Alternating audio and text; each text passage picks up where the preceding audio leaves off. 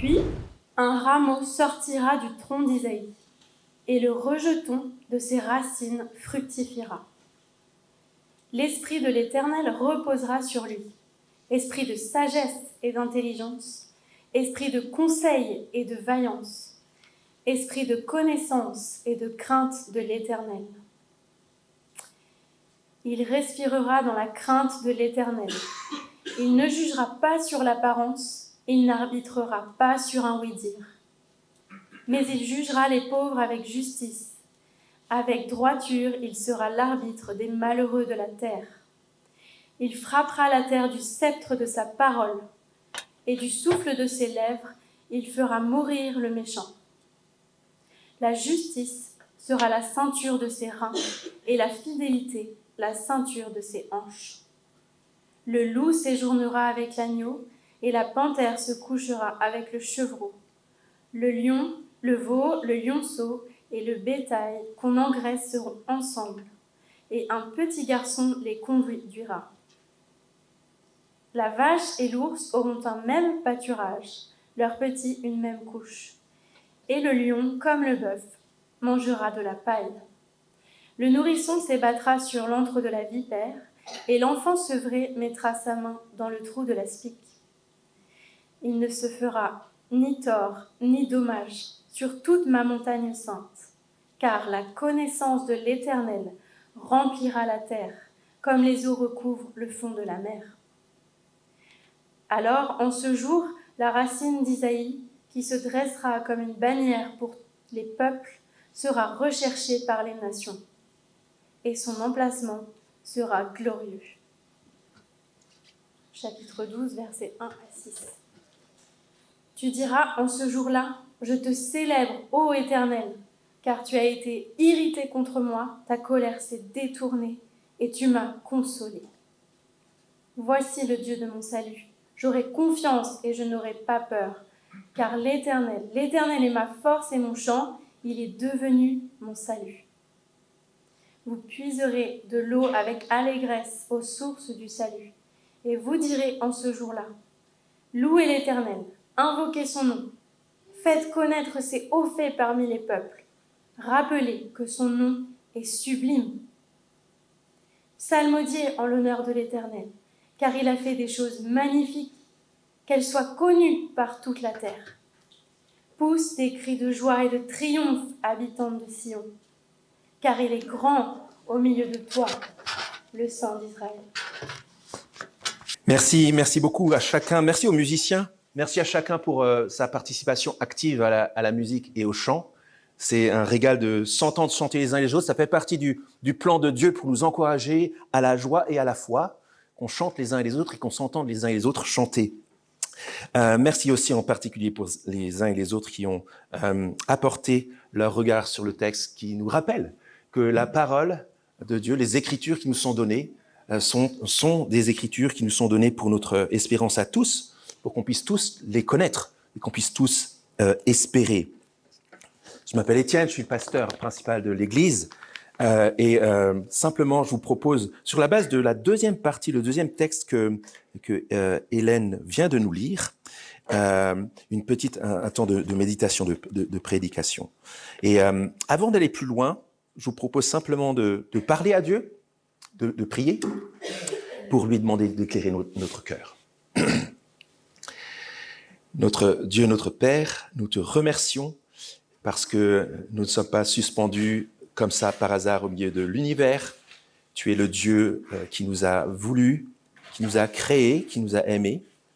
Et tu es le Dieu fidèle en amour, fidèle en vie, fidèle en espérance. Nous te prions que par l'Esprit Saint, la parole que nous méditons maintenant puisse éclairer nos cœurs et que par ton Saint-Esprit, tu éclaires notre esprit pour recevoir ta vie, ton espérance dans ce temps et dans chacune de nos vies. Nous te le demandons à travers Jésus-Christ, ton Fils, par qui tu nous aimes, par qui tu nous écoutes. Amen. J'avais gardé une des 250 invitations qu'on a distribuées, que vous avez sans doute reçues, soit par version PDF, soit en format papier. Ça c'est le recto, et de l'autre côté, dans le verso, il y avait la proposition d'une joie irremplaçable. C'était un peu le thème pour aujourd'hui. Et puis on a pu le voir à travers les différentes lectures. C'est une dominante. Ça traverse beaucoup de textes. Et en fait, ça traverse beaucoup de choses, de textes de la Bible, cette notion de la joie. Alors, je voudrais vous poser une question pour commencer. Qu'est-ce qui fait votre joie ? Je pense pas qu'on n'est pas tous à la même page sur cette question. Qu'est-ce qui fait votre joie ? Qu'est-ce qui vous rend joyeux ? Je ne vais pas vous demander de répondre là. Ça pourrait être l'objet du vin chaud tout à l'heure. On pourra se poser ces questions-là. Alors j'imagine que j'enfonce une porte ouverte en disant que nous aspirons tous à la joie. En tout cas, j'espère.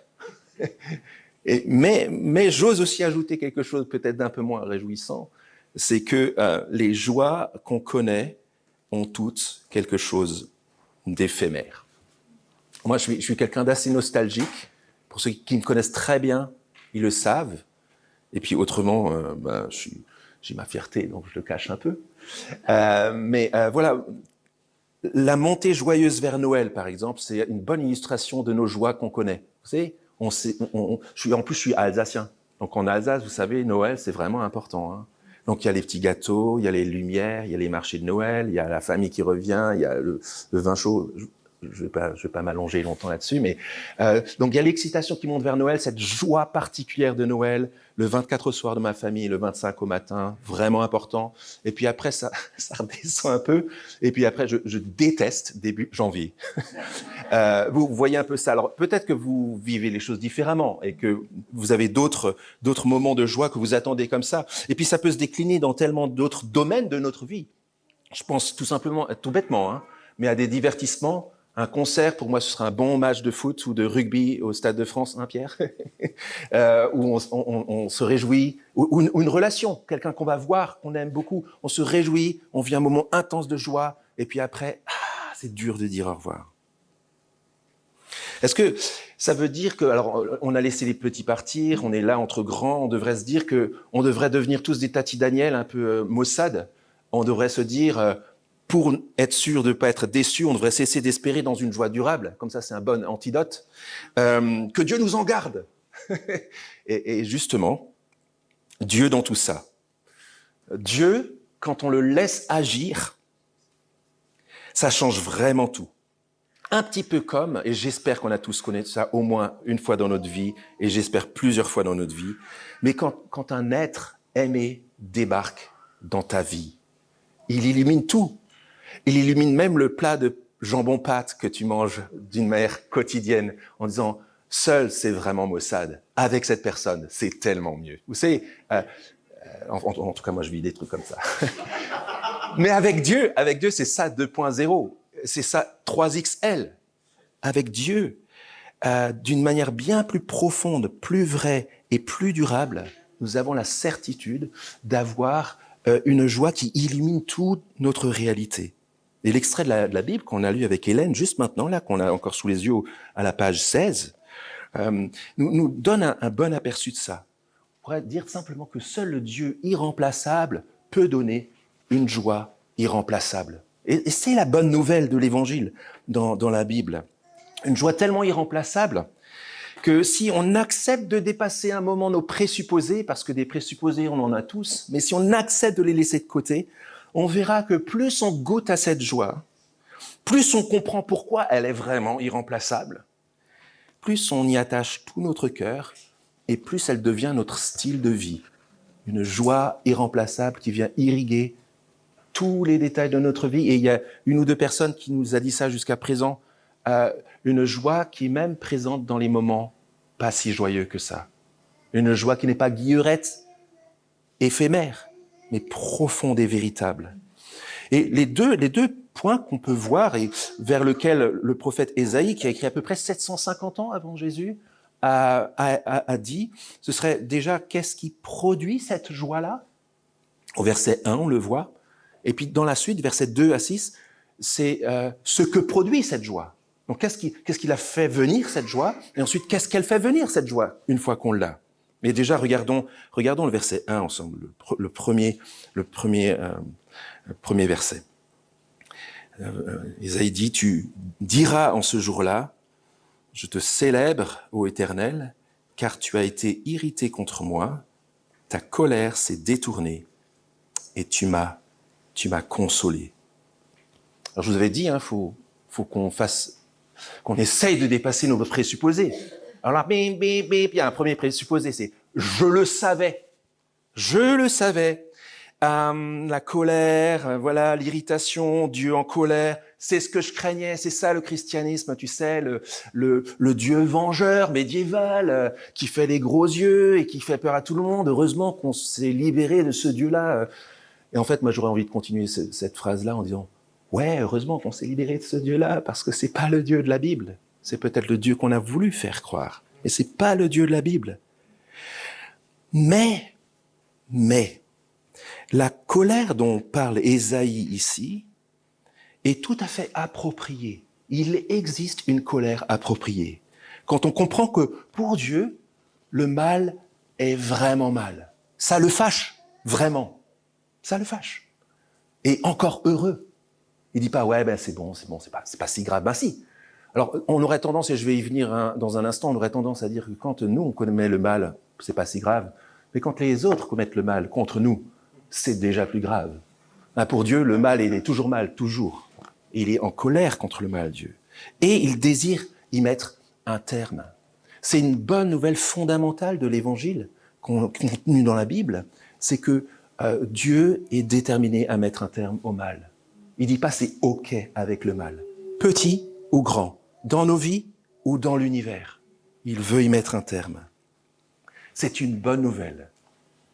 Sauf si le mal est en moi. Je sais, c'est difficile à accepter. Et puis, ce passage me contraint. C'est comme disait Martin Luther, l'écriture me tient lié. Je suis désolé, on doit s'arrêter là-dessus encore un petit moment. C'est difficile à accepter cela, que le mal est en nous. Et je pense que c'est particulièrement difficile à accepter pour nous dans notre Occident là, notamment parce qu'on s'est créé des narratifs qui altèrent notre jugement sur la question du mal et du bien. Alors, est-ce que c'est la poule qui a pondu l'œuf ou l'œuf qui a pondu la poule? Je ne sais pas trop, parce que cette question-là... Prenez l'exemple du Père Noël, le narratif qu'on s'imagine, mais qui vient aussi ensuite former notre esprit. Le Père Noël pour les gentils et le Père Fouettard pour les méchants. C'est des narratifs qu'on s'est construits. Mais vous voyez l'idée? Moi, j'ai dans ma vie l'histoire de mon père, qui était particulièrement insupportable comme enfant, et dans une famille hollandaise, dans une ferme hollandaise en Normandie. Et c'était pas le Père Fouettard qui venait, c'était le Zwart Pieter. Et il venait le soir de la Saint-Nicolas, et puis il venait réprimander les méchants garçons. Et puis il y a l'histoire où mon père avait été tellement méchant qu'il était resté accroché à la table, au pied de la table, couché, et puis le Zwart Pieter faisait semblant de le Père Fouettard. Non, mais vous voyez l'idée, le problème avec ce narratif, c'est que c'est le Père Noël récompense les gentils et le Père Fouettard punit les méchants. Vous voyez le problème, c'est que ça voudrait dire qu'il y aurait des gentils sur la terre et des méchants sur la terre. Mais ça c'est pas juste si on gratte un peu. On peut pas partager, on peut pas trier l'humanité comme ça. C'est plus compliqué que ça. Une minute de vérité. Pas maintenant. Maintenant, c'est trop compliqué parce qu'on est là entre nous, on se connaît pas tous. Bon, et ce soir, devant la glace. Vous savez, on s'est brossé les dents, on va se coucher, on va éteindre, on se regarde devant la glace, on pense à la journée qu'on vient de passer ou la semaine avec honnêteté. Et ensemble, on sait très bien que le Père Noël, j'espère un peu, mais le Père Fouettard, en fait, je commets aussi le mal. Le mal n'est pas que dans l'autre. Le mal est aussi en moi. C'est ce que j'appellerais le syndrome du cycliste parisien. Alors, je suis cycliste et d'ailleurs, j'ai rencontré un cycliste avec qui j'ai eu une petite altercation cette semaine, à qui j'ai donné une invitation pour aujourd'hui. Je ne sais pas s'il est là. Bon, après notre discussion, pas avant. En lui disant que j'étais pasteur en plus. Donc voilà, soyons honnêtes jusqu'au bout. Vous savez ce que c'est le syndrome du cycliste parisien? C'est que tu es intransigeant avec ceux qui te coupent la route, mais tu es super tolérant et compréhensif quand c'est toi qui es pris en faute. Moi, je fonctionne comme ça, c'est la lutte, c'est vraiment la lutte, surtout quand tu es un peu stressé sur la piste cyclable. Mais j'aimerais, évidemment, vous voyez où je vais en venir, c'est que ce syndrome du cycliste parisien, là, c'est le même syndrome qui pourrit notre quotidien. Nos relations de voisinage, nos relations de travail, nos relations de couple, de famille, même nos amitiés les plus précieuses, quand on en vient aux blessures qu'on se fait les uns les autres, et même avec Dieu, en fait. C'est toujours plus facile de blâmer Dieu que d'accepter que nous, on a le mal en nous. C'est plus facile de blâmer l'autre que de reconnaître. Simplement pour dire, l'honnêteté sur soi, c'est essentiel. Être honnête. Et pas juste être honnête sur des pensées positives, être honnête sur qui on est vraiment. Et c'est vraiment l'atmosphère de ce verset. Regardez le tête-à-tête d'Ésaïe qu'il annonce avec Dieu. Quelqu'un qui dit « Ah, je te célèbre, ô Éternel, car tu as été irrité contre moi.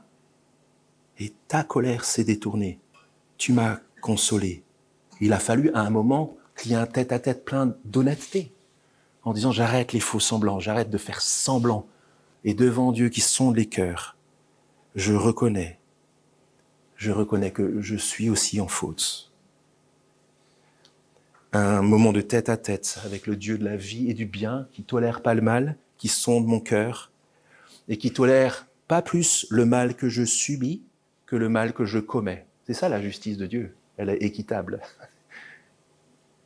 Mais il y a une surprise aussi, vous avez remarqué évidemment quand j'ai lu ce verset, c'est que le Dieu qui sonde les cœurs, qui supporte pas le mal, qui juge le mal dans sa colère, est aussi, et c'est une surprise, est aussi le Dieu qui pardonne. Vous voyez ce qui s'est passé avec cette colère contre le mal? Tu as été irrité contre moi, mais ta colère s'est détournée. Tu m'as consolé. Cette réalité du pardon du Dieu juste qui juge le mal, mais qui pardonne tous ceux qui viennent à lui pour se détourner du mal et lui demander pardon, et qui pardonne gratuitement, et qui pardonne sans compter, et qui couvre tout le mal que nous avons fait. C'est ce qui fait, c'est le cœur, c'est le moteur de la joie chrétienne. C'est le cœur battant de la joie chrétienne, avec des effets partout dans notre vie. Et ça nous conduit à la deuxième partie, versets 2 à 6 de notre texte. Parce que vous voyez que ça a de l'effet sur cette personne seule et puis aussi sur toute une équipe de personnes qui connaissent cette consolation.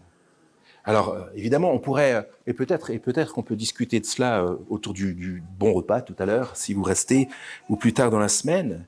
Mais cette joie-là d'avoir arrêté de faire les faux semblants avec Dieu et de laisser sonder, laver nos cœurs, nous libérer complètement du poids du mal et du jugement qu'on mérite, ça a de l'effet sur notre relation de voisinage.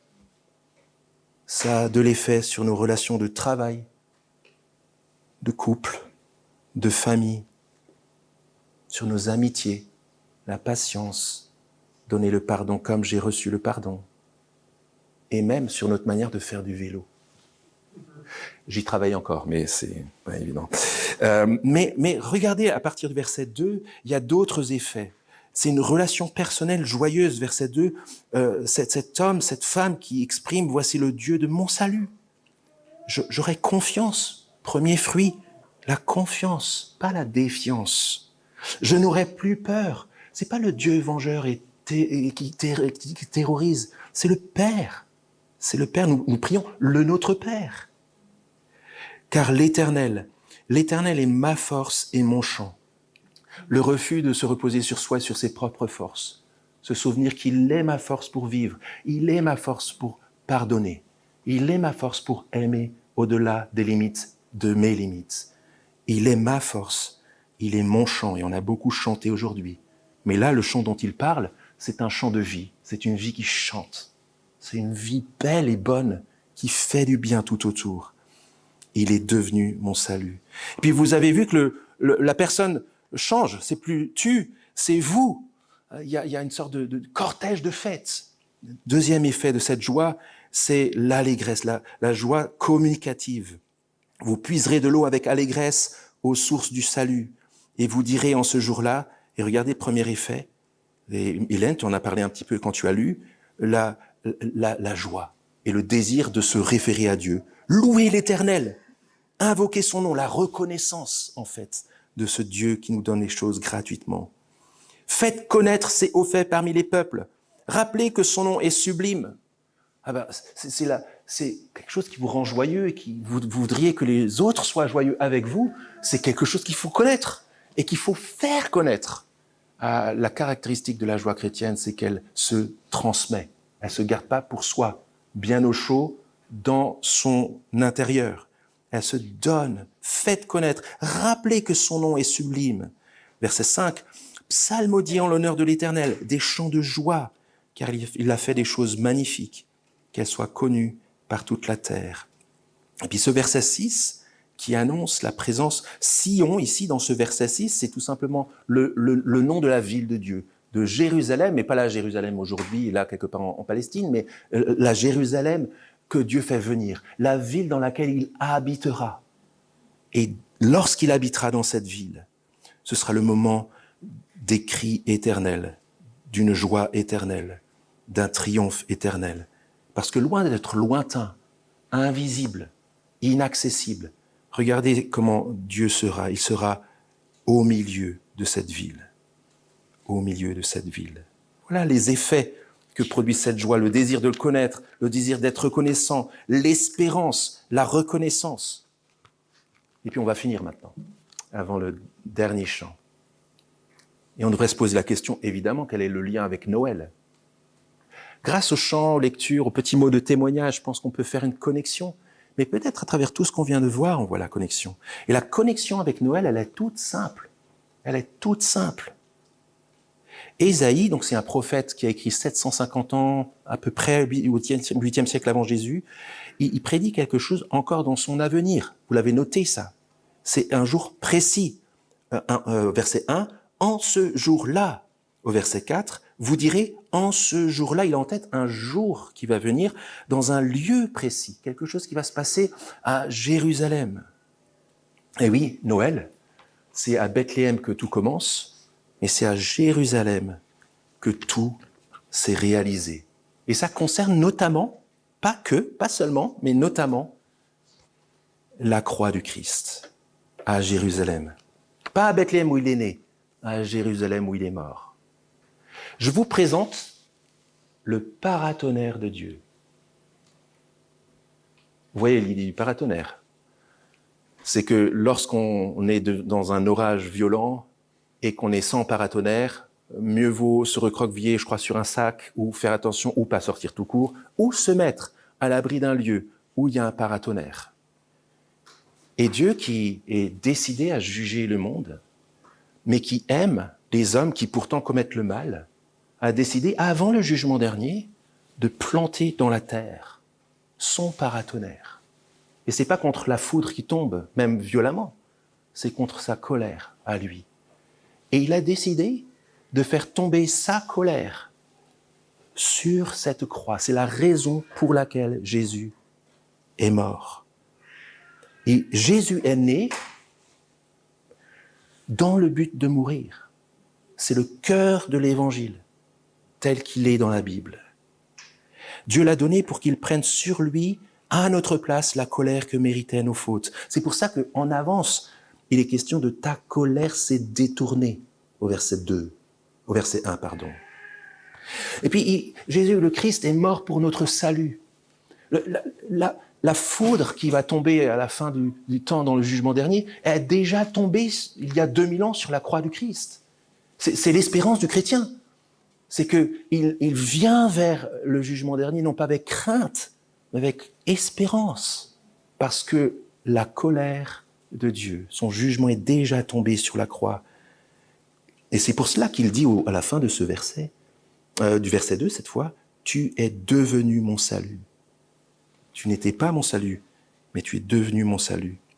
Et enfin, vous le savez, le Christ n'est pas venu juste pour mourir et pour prendre cette colère-là. Il est venu pour ensuite ressusciter, revenir de la mort physique à la vie physique pour nous annoncer la vie de Dieu et nous offrir la vie de Dieu. Au lieu du jugement, du mal et de la mort, Jésus est venu pour nous offrir la grâce de Dieu, le pardon de Dieu, la paix de Dieu, la joie de Dieu. Et c'est pour ça, regardez le verset 3, « Vous puiserez de l'eau avec allégresse aux sources du salut. » Et je pense vraiment que c'est à quoi Jésus pense lorsqu'il explique à la femme samaritaine dans l'Évangile selon Jean au chapitre 4 la chose suivante. « Quiconque boit de l'eau que ce monde donne aura encore soif, mais celui qui boira de l'eau que je lui donnerai n'aura jamais soif. Et l'eau que je lui donnerai deviendra en lui une source d'eau qui jaillira jusque dans la vie éternelle. Vous puiserez de l'eau avec allégresse aux sources du salut. » L'eau que Jésus donne, vous avez compris, c'est pas de l'eau glou glou glou. C'est bien plus précieux que cela. C'est l'eau du Dieu qui pardonne. C'est l'eau qui nous permet, à la place de mourir, de vivre pour toujours. Oui, l'enfant né dans une mangeoire pour les vaches, c'est celui par qui Dieu nous a rendu accessibles les promesses de cette prophétie. Alors, qu'est-ce qu'on fait maintenant? Un salut irremplaçable, offert par un Dieu irremplaçable, pour une joie irremplaçable. Alors, un peu comme au lendemain des fêtes, on a le choix. Soit on reprend le cours normal de la vie, avec ses hauts et ses bas, nos joies et nos peines, et on attend les prochaines vacances. C'est possible. Soit on ouvre nos cœurs à la joie de Dieu. Et on peut finir avec deux choses qui peuvent résonner en nous. La première chose, c'est peut-être, c'est beau, mais moi, cette joie permanente, cette joie irremplaçable qui dure, je la vois pas en permanence aujourd'hui. Je la sens pas. La réponse, c'est oui, c'est vrai. Parce que Dieu prépare un nouveau ciel et une nouvelle terre, le paradis, où ce sera la norme. C'est le verset 6 qui nous oriente vers cela ici. Il est grand au milieu de toi. Ce sera définitif. Mais en attendant, et c'est ça l'espérance chrétienne, en attendant, Dieu nous donne ici et maintenant, 7, 24, 24. Il nous offre par l'Esprit Saint qui habite dans chaque disciple de Jésus cette paix et cette joie, quelles que soient les circonstances. Dernière remarque qu'on pourrait se dire, c'est beau tout ça, mais Étienne, je crois que je vais m'arrêter là. Merci, c'était très sympa. Mais c'est trop envahissant pour moi. C'est trop de changements pour moi. C'est trop la honte de dire que je crois à tous ces trucs. En fait, je comprends si quelqu'un voudrait me dire ça. Je comprends vraiment. Mais est-ce qu'il n'y a pas des changements de vie radicaux? On en vit assez souvent dans nos vies, des changements de vie radicaux, des réorientations de nos vies. Est-ce qu'il n'y a pas des changements de vie radicaux qui méritent d'être vécus, qui valent le coup d'être vécus? Et c'est vraiment mon invitation. Mon invitation, c'est que, au-delà de nos réticences, de nos présupposés, on se dise que, tiens, le jour précis dont il est question dans ce texte, je voudrais que ce soit aujourd'hui. En ce jour-là, c'est mon jour. Et au lieu de dire, peu importe la colère de Dieu, je dis, je fais confiance au Dieu qui pardonne, au Christ qui est mort à ma place. Et le lieu en question, ça pourrait être aujourd'hui et ici. Pourquoi ne pas se dire aujourd'hui ici, j'arrête de tergiverser, je m'abandonne et je crois. Je vous invite à un temps de méditation de ce texte. On peut peut-être relire ce texte-là pendant le temps de musique et je finirai par un moment de prière.